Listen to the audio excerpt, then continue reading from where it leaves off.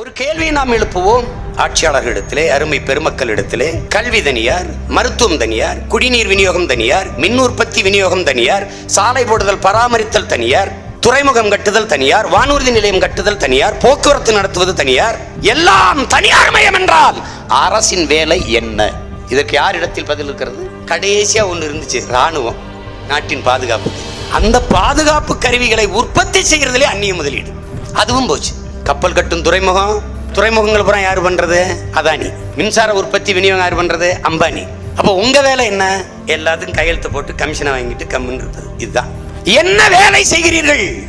என்ன வேலை செய்கிறீர்கள்? நான் சொல்லுகிறேன், வர்த்தக பொருளாதாரத்தை, சந்தை பொருளாதாரத்தை ஏற்றுக்கொண்ட ஒரு நாட்டின் தலைவன் உள்நாட்டு வெளிநாட்டு முதலாளிகளுக்கும் சொந்த நாட்டு மக்களுக்கும் இடையே தரகு வேலை பார்க்க முடியுமே ஒழிய தலைவனாக இருந்து மக்களுக்கு சேவை செய்ய முடியாது. அதனால் இவர்கள் பிரதமர்கள் அல்ல, தரகர்கள், புரோக்கர்ஸ். மறுக்க முடியாது இவர்களால்.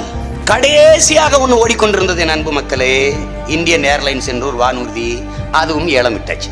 உலக நாடுகளில் சொந்தமாக வானூர்தி இல்லாத ஒரு நாடு பட்டியலில் இந்தியா சேர்ந்து விட்டது.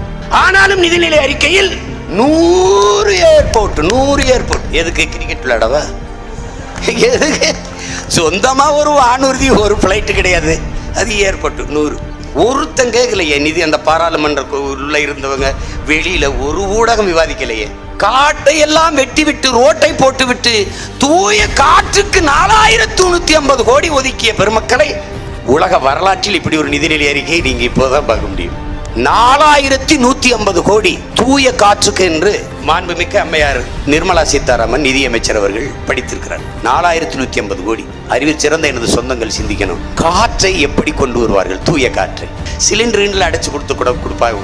வின்சென்ட் சர்ச்சில், இந்தியர்களுக்கு மட்டும் சுதந்திரம் கொடுத்துறாத, என சுதந்திரத்தின் அருமை அவர்களுக்கு தெரியாது. அவர்கள் இனிக்க பேசுகிற வாயும் இரக்கமற்ற இதயமும் கொண்டவர்கள்.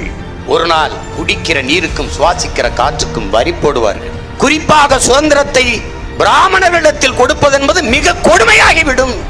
நீங்கள் இதுவரை கட்டியமைத்த நிதி கட்டமைப்பு, நீதி கட்டமைப்பு, போக்குவரத்து எல்லாவற்றையும் தகர்த்து கற்காலத்திற்கு குடிகளை கொண்டு சென்று விடுவார்கள் என்று.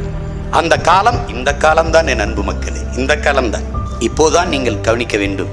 அறிவை வளர்க்கும் கல்வி, உயிரை காக்கும் மருத்துவம், உலக உயிர்களின் உயிர் தேவையா இருக்கிற நீர் விற்பனைக்கு வந்துவிட்ட தேசம் நாடே அல்ல, அது நரகம் என்பதை நீங்கள் புரிந்து கொள்ள வேண்டும்.